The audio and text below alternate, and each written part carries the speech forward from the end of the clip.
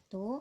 Perkenalkan, nama saya Neta Febriani, NPM 19160126 dari Prodi PGSD kelas 5B. Di sini saya akan menjelaskan mengenai laporan hasil observasi yang telah saya lakukan di Sekolah Dasar Negeri 2 Campang Raya. Sebelumnya, saya akan menjelaskan apa yang dimaksud dengan observasi.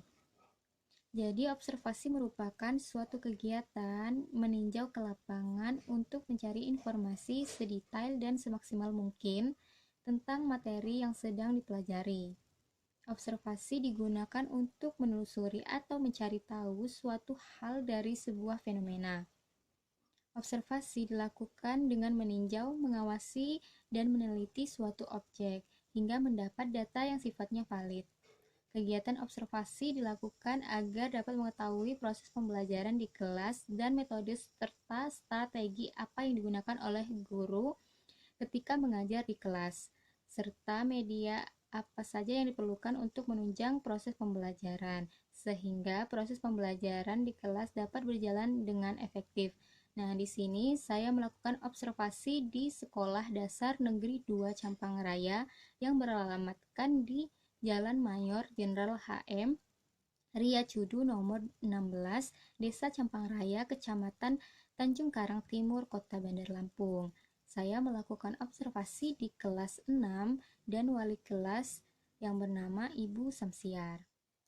Hasil observasi yang telah saya lakukan di SD Negeri 2 Campang Raya yaitu yang pertama ada kurikulum dan perangkat pembelajaran. Kurikulum yang digunakan oleh SD Negeri 2 Campang Raya adalah kurikulum 2013 atau K13. Kurikulum 2013 atau K13 adalah kurikulum yang berlaku dalam sistem pendidikan Indonesia. Kurikulum ini merupakan kurikulum tetap yang diterapkan oleh pemerintah untuk menggantikan kurikulum 2006 atau yang sering disebut sebagai kurikulum tingkat satuan pendidikan atau KTSP. Kemudian perangkat pembelajaran yang digunakan di SD Negeri 2 Campang Raya mencakup Prota, Promes, Silabus, RPP, kalender pendidikan, LKS, instrumen penilaian sikap, buku materi ajar, dan buku penilaian. Perangkat pembelajaran ini digunakan agar guru memiliki pedoman dan arahan dalam pelaksanaan pembelajaran yang akan dilakukan di kelas. Kemudian yang kedua ada silabus dan RPP. Silabus adalah seperangkat rencana serta pengaturan pelaksanaan pembelajaran dan penilaian yang disusun secara sistematis yang memuat komponen-komponen yang saling berkaitan untuk mencapai penguasaan kompetensi dasar. Silabus bermanfaat sebagai pedoman pengembangan perangkat pembelajaran lebih lanjut, mulai dari perencanaan, pengelolaan, kegiatan pembelajaran, dan pengembangan penilaian. Kemudian, RPP adalah rencana yang menggambarkan prosedur dan pengorganisasian pembelajaran untuk mencapai satu kompetensi dasar yang ditetapkan dalam standar isi dan dijabarkan dalam silabus. Fungsi RPP adalah sebagai acuan bagi guru untuk melaksanakan kegiatan belajar mengajar agar lebih terarah dan berjalan secara efektif dan efisien. Yang ketiga, ada Prota atau program tahunan. Prota adalah rencana penetapan alokasi waktu 1 tahun untuk mencapai tujuan atau SK dan KD yang telah ditetapkan. Penetapan alokasi waktu diperlukan agar seluruh kompetensi dasar yang ada dalam kurikulum seluruhnya dapat dicapai oleh siswa. Prota perlu dipersiapkan dan dikembangkan oleh guru sebelum tahun pelajaran, karena merupakan pedoman bagi pengembangan program-program berikutnya, seperti Promes, Silabus, dan RPP. Kemudian yang keempat ada Promes atau program semester. Promes adalah penjabaran dari program tahunan yang berisi hal-hal yang ingin dicapai pada semester tersebut. Promes akan mempermudah guru dalam menentukan alokasi waktu dalam mengajarkan materi yang harus dicapai dalam semester tersebut. Promes berisikan garis-garis besar mengenai hal-hal yang hendak dilaksanakan dan dicapai dalam semester tersebut. Kemudian yang kelima, yaitu ada kalender pendidikan. Kalender pendidikan di SD Negeri 2 Campang Raya disusun sebagai pedoman seluruh proses dan kegiatan pendidikan selama 1 tahun pelajaran di setiap tahunnya. Kalender pendidikan ialah suatu pengaturan waktu dalam kegiatan pembelajaran peserta didik dalam rentang waktu 1 tahun ajaran. Kemudian yang keenam ada strategi pembelajaran guru. Strategi pembelajaran bisa diartikan sebagai sebuah perencanaan yang berisi tentang rangkaian kegiatan yang didesain untuk mencapai tujuan pendidikan tertentu. Strategi pembelajaran di dalamnya mencakup pendekatan, model, metode, dan teknik pembelajaran secara spesifik berdasarkan observasi yang telah saya lakukan di SD Negeri 2 Campang Raya. Di kelas 6, wali kelas menerapkan bermacam-macam strategi di kelasnya agar siswa dapat mengerti dan memahami materi yang disampaikan serta didukung dengan beberapa metode pembelajaran seperti diskusi, tes tertulis, penugasan, dan tanya jawab.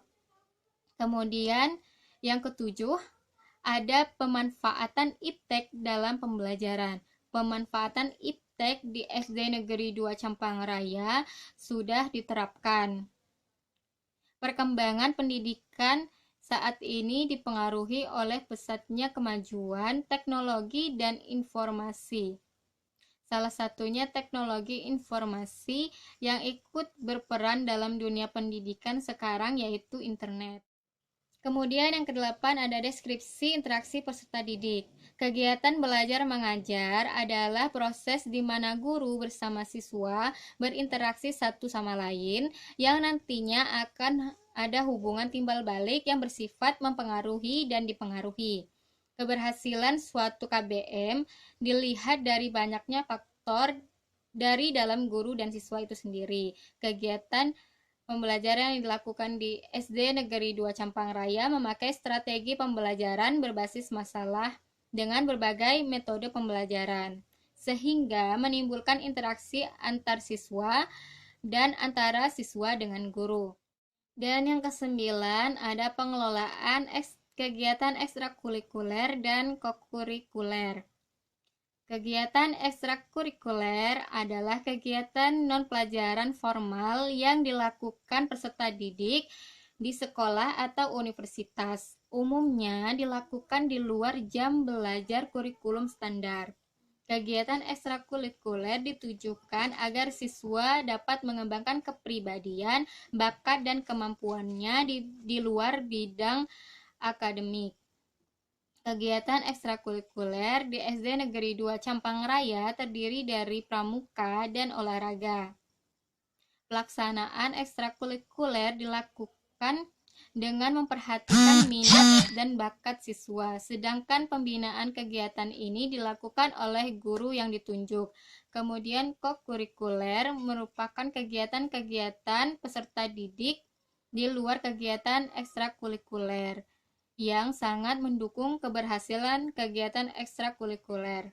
Kegiatan kokurikuler yang diadakan di SD Negeri 2 Campang Raya yaitu seperti kunjungan ke museum. Kokurikuler dilaksanakan untuk menambah pengalaman belajar. Kemudian yang selanjutnya ada kesimpulan. Dari kegiatan observasi ini dapat disimpulkan bahwa kegiatan observasi bagi mahasiswa sebagai calon guru sangatlah bermanfaat karena dapat memberikan pandangan awal bagi mahasiswa untuk mempersiapkan diri menjadi pendidik serta agar siap untuk terjun langsung ke sekolah. Kegiatan observasi dilakukan agar dapat mengetahui proses pembelajaran di kelas dan metode serta strategi apa saja yang digunakan oleh seorang guru ketika mengajar, serta media apa saja yang perlu digunakan untuk menunjang proses pembelajaran sehingga proses pembelajaran dapat berjalan dengan efektif. Nah, sekian pemaparan materi yang dapat saya sampaikan. Saya akhiri. Wassalamualaikum warahmatullahi wabarakatuh.